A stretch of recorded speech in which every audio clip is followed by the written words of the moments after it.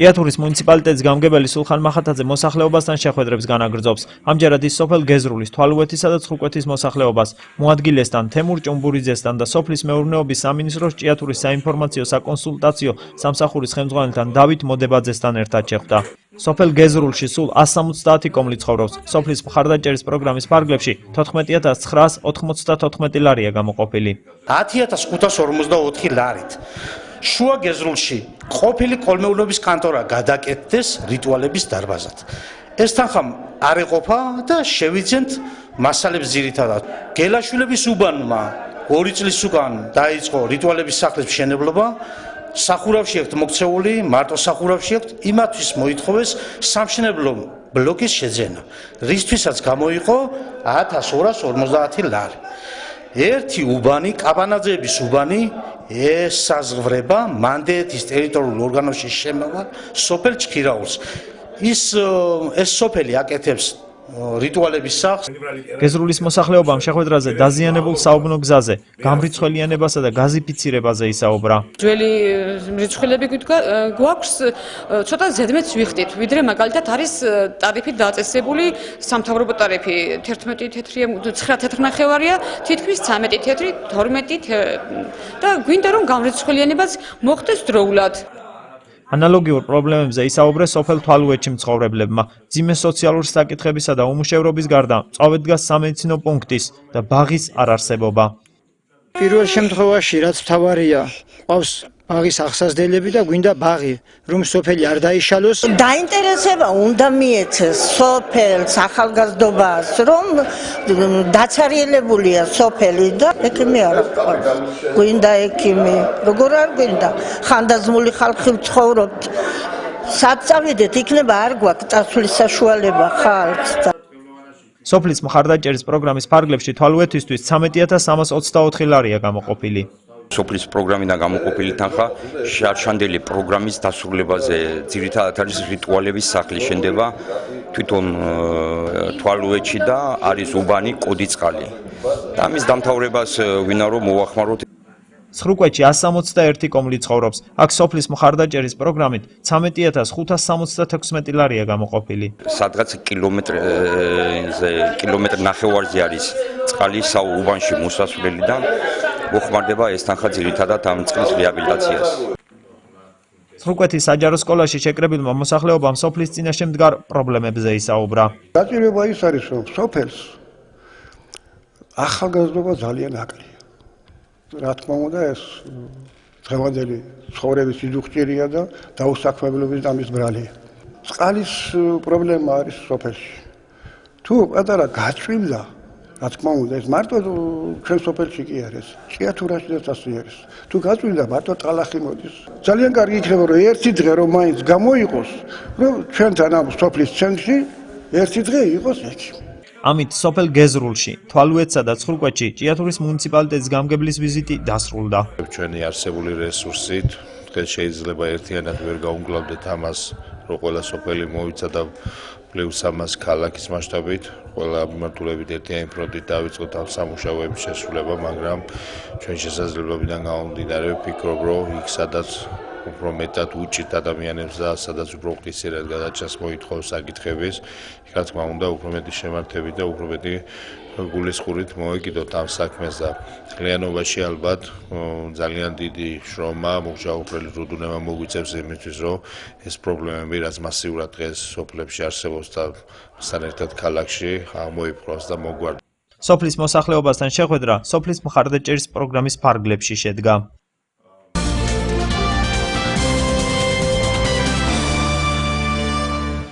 რეგიონული განვითარებისა და ინფრასტრუქტურის სამინისტროს მიერ საჩხერეში 2014 წელს ინფრასტრუქტურული პროექტების განხორციელებისთვის გამოყოფილი 2.195.000 ლარი უკვე ათვისებულია. საჩხერის მუნიციპალიტეტის საკრებულოს თავმჯდომარის ინგა ზაბახიძის განცხადებით, აღნიშნული თანხა იმ 6 პროექტისთვის დაიხარჯა, რომელიც პირველი ეტაპისთვის იყო დაგეგმილი. ჩატარებულია ტენდერები, გამარჯვებული ფირმები გამოვლენილი არიან და დაიწყო სამუშაოები, ხედავთ რომ ხიდებს შორის საყრდენი კედლის გაწმენდითი სამუშაოები უკვე დაწყებულია. ეს არის ძალიან მნიშვნელოვანი პროექტი საჩხერისთვის, რადგანაც ფაქტიურად ეს საყრდენი კედელი გაამაგრებს მდინარის ზედა სანაპიროს, მდინარე ყვირილის ზედა სანაპიროს საფრთხეს უქმნიდა მოსახლეობას, იქ დასახლებულ მოსახლეობას ეს საყრდენი კედლის არარსებობა და გარდა ამისა გაალამაზებს ძალიან ქალაქის ხედსაც. საყრდენი კედლის დასრულების შემდეგ იქ მოეწყობა დასასვენებელი ადგილი. იქვე განხორციელდა სანაპიროს აღდგენის პროექტი, გაკეთდა გზა, 1,700,000 პროექტი განხორციელდა. ძალიან გაალამაზა ამ სანაპირო ქალაქი. მიმდინარეობს ეს 2 წლის დაგეგმილია მუხრან მაჭავარიანის სახელობის სკვერის მოწყობა, რომლისთვისაც 106,000 ლარია გამოყოფილი. საპროექტო სამუშაოები მიმდინარეობს მერაბ კოსტავას სკვერის კეთილმოწყობაზეც. აღნიშნული პროექტის ღირებულება 283,000 ლარია. გაკეთდება შადრევანი, მოეწყობა ბავშვებისათვის პატარა სკვერი, იქნება ატრაქციონები, გაკეთება დეკორატიული კედელი, ბილიკები, ყვავილებით დაიფარება და აქაც აუზში გაკეთდება ფანტანი პატარა ბრინჯაოს ფიგურებით. ძალიან ლამაზი პროექტია. თავიდან გაკეთდა ქალაქში ამოსასვლელი კიბეები, თავის პატარა სკვერით, სადაც ისევე როგორც გასულ წელს ყვავილებით ისევ საჩხერე დაეწერება, სამომავლოდ კი ვფიქრობთ, აქ უნდა განთავსდეს აკაკის წერეთლის ერთ-ერთი პერსონაჟის ფიგურა და ვფიქრობთ, ეს იქნება გამსდელი, ეს არის ჩვენი სამომავლო გეგმა. რანაც სავანის გადასახლებთან იქიდან ვიწყებთ უკვე ჭიათურის გასასვლელამდე საჩხერის ქუჩების გამწვანებას და გალამაზებას, ასევე ყვავილების შემოტანას და დარგვას და ამ შემოსასვლელშიც, სავანის გადასახლებთანაც და ჭიათურის გასასვლელშიც დაიდგმება სტელა წარწერით საჩხერე. განხორციელებული ინფრასტრუქტურული პროექტების ნუსხაში ქალაქის შესასვლელში განთავსებული ეს სკვერიცაა. მის კეთილმოწყობაზე 48,000 ლარი დაიხარჯა. საჭირო იყო იმდენად დამღლელი იყო პატარა კიბეებზე ჩავლე. ეხლაც კი ვიღლები მე, მაგრამ ეს პრო ძალიან კარგი. გადასასვლელები, კიბეები, ყველაფერი უნდა იყოს ეს რიგში. გალამაზდა, როგორ არა, კარგია. მუნიციპალიტეტის გამგებლის ამირა ნოზაძის განცხადებით, სამუშაოებს ტენდერში გამარჯვებული ფირმა გაბიონი ასრულებს. საყრდენი კედლის რეაბილიტაციისთვის 400,000 ლარია გამოყოფილი. ეხლა მიმდინარეობს იქვე აი ამ სკვერთან საყრდენი კედლის მშენებლობა, გამოვლენილია იქ გამარჯვებული შეფესე გაბიონი, რომელიც უახლოეს ხანში უკვე დაიწყებს სამუშაოების შესრულებას. და ის საფრთხე რომ შარშანაც იყო ეს გამოცხადებული ტენდერი, მაგრამ არ შემოვიდა არც ერთი ფირმა, თორემ ეს არის შარშანდელი შესასრულებელი პროექტი იყო და წელს მეორედ გამოცხადდა და უკვე შესრულებელი ყავს ამ საქმეს და აუცილებლად უახლოეს მომავალში გაკეთდება ეს საყრდენი კედელი. სოფელ სვიტორში კეთდება ხიდი, სამანქანო ხიდი, რომელიც მოემსახურება რამოდენიმე სოფელს მაგ მიმართულებით. კეთდება ასევე სავანისა და ბაჯითის სასმელი წყლის ესე იგი სამუშაოების პროექტირება გამოცხადებულია და უკვე აპრილის თვეში გვეყოლება გამარჯვებული პროექტი დაიდება და შესაბამისად გამოცხადდება ტენდერი უკვე შესასრულებელ სამუშაოებს. და წელს იქნება ათვისება ამ თანხის, ეს არის დიდი პროექტი, მაგრამ წელს ჩადებული ამ სამუშაოს შესასრულებლად, ესე იგი სავანის წყალზე არის 700,000 ლარი, სავანის წყლის მომარაგების სისტემის მშენებლობაზე 700,000, რაც შეეხება ბაჯითისა და სარეკის წყალმომარაგებას, მათ არის 400,000 წელს ასათვისებელი და მაგის პროექტის დადების შემდეგ მალევე დაიწყება გამოცხადება ტენდერი და დაიწყება სამუშაოები.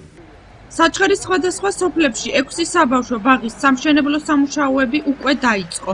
მოეწყობა დამატებით 2 საბავშვო ბაღი სოფელ მერჯევსა და ჭორვილაში. სოფელში შენდება საბავშვო ბაღი, რომელიც თითოეული ბაღი არის 25 ბავშვზე გათვლილი და შესაბამისად ეს შეიძლება საკმარისი არ იყოს, მაგრამ მცირედით მაინც მოაგვარებს იმ პრობლემას, რაც შეეხება ამ ბავშვების მშობლებისა და ბავშვების უზრუნველყოფას ამ საბავშვო ბაღებით. ასევე ჩვენი ბიუჯეტიდან მოხდება, ესე იგი, ბაღის მშენებლობა სოფელ მერჯევში, ის გაცილებით დიდი ბაღია და ასე რომ გარკვეულწილად ეს პრობლემა გადაწყდება. ასევე შენდება 2 ამბულატორია, ამას რეგიონალური განვითარების ფონდი აკეთებს. 2 ამბულატორია, ერთია ერევში ამბულატორია, ერევის ამბულატორიაზე უკვე და ასევე მეორე ამბულატორია შენდება გორისაში. გამოცხადებულია ტენდერი ამ სამუშაოს შესრულებაზე, რაც შეეხება მარტო ფუნდამენტი, ესე ვთქვათ, საძირკველი კეთდება და ამის შემდეგ უკვე ასაწყობი ამბულატორია მოვა შესაბამისად და მოხდება ამ ამბულატორიების უკვე ექსპლუატაციაში შესვლა წელში. რეგიონული განვითარების ფონდიდან საჩხერეში მეორე ეტაპისთვის დაგეგმილი ინფრასტრუქტურული პროექტებისთვის კვლავ 2 მილიონი ლარი დაიხარჯება.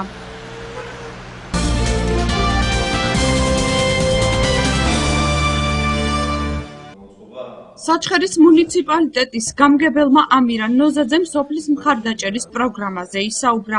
აღნიშნა, რომ წელს ყველაზე პრიორიტეტული საჩხერის სოფლებში სარიტუალო დარბაზების მშენებლობა, წყალმომარაგების სისტემებისა და გზების რეაბილიტაცია. დამთავრდა სოფლებში მოსახლეობასთან შეხვედრა, წინა კვირაში 10-ში დამთავრდა შეხვედრები. უშუალოდ მეც ჩართული ვიყავი ამ მოსახლეობის კრებებზე, თქმა უნდა, ძირითადი მიმართულება გამოიკვეთა, ესე იგი, იგივე წყალმომარაგება სოფლებში, გზების სანიაღვრეების მოწყობა, ასევე რაღაც ამ ბოლო პერიოდში ძალიან ესეთ აქტუალური გახდა სარიტუალო დარბაზების მშენებლობა. რამოდენიმე სოფელში ეს შარშანდელი ამ სოფლის მხარდაჭერის პროგრამით იყო დაწყილი და წელს შესაბამისად მოხდა ამ თანხების კიდევ მიმართვა, სადაც არის დასამთავრებელი სარიტუალო დარბაზი. ასევე ახალიც მშენებლობაც გამოითქვა სურვილი რამოდენიმე თემში. და ასევე მიმართულება პრიორიტეტი გამოიკვეთა ძალიან ბევრ სოფელში სასაფლაოების შემოღება, ეგრეთ წოდებული, იცით რომ ადრე არ ექცეოდა ესე ამ სასაფლაოებს ყურადღება პირუტყვი შედიოდა და ესე შემდეგ და ასე რომ მოსახლეობამ დიდი ყურადღება დაუთმო ამ საქმიანობას და რაც შეეხება ჩვენს კიდე მხარს უჭერთ, რა თქმა უნდა, რაც არის მოსახლეობისთვის საჭირო, აუცილებლად უნდა გავითვალისწინოთ და ჩვენ შეძლებს დაგვარად ვითვალისწინოთ მათ მოთხოვნებს. სოფლის მხარდაჭერის პროგრამით დაიხარჯება 970,000 ლარი. გარშემო ცოტა ხარვეზები იყო და ესე იგი 980,000 ლარიდან რაღაც ამ თანხის ათვისება მოხდა დაახლოებით 90%, წელს 100% იქნება ამ თანხების ათვისება.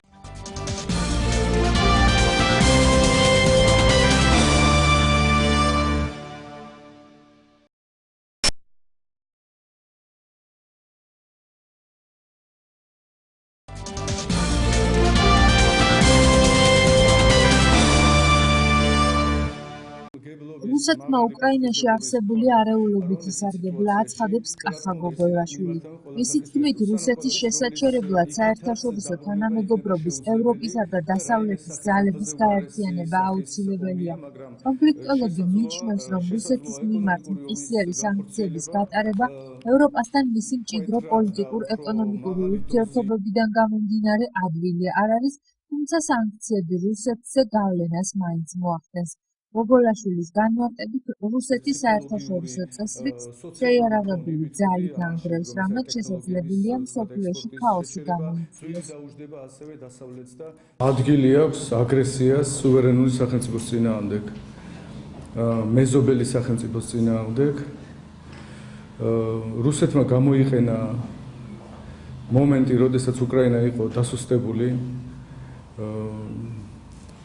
რევოლუციის შემდეგ, როდესაც უკრაინის ხელისუფლებამ მხოლოდ ეხლა ადგას სტაბილიზაციის გზას, იმდენადაც ცდილობა იმისა, რომ ჩამოყალიბდეს ინსტიტუტები, სახელმწიფო ინსტიტუტები, დამყარდეს კონტროლი ტერიტორიაზე, განვითარდეს და გაღრმავდეს დემოკრატია, შეიქმნას შესაბამისი პირობები ეკონომიკისა და სოციალური პირობების გაუმჯობესებისთვის და ასე შემდეგ.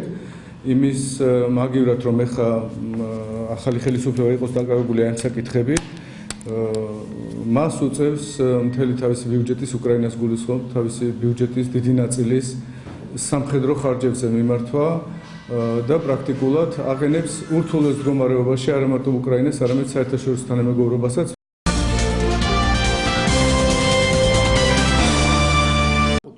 ასოცირების ხელშეკრულებაზე ხელის მოწერისთანავე დოკუმენტი ძალაში შევა, აცხადებს ვიქტორ დოლიძე.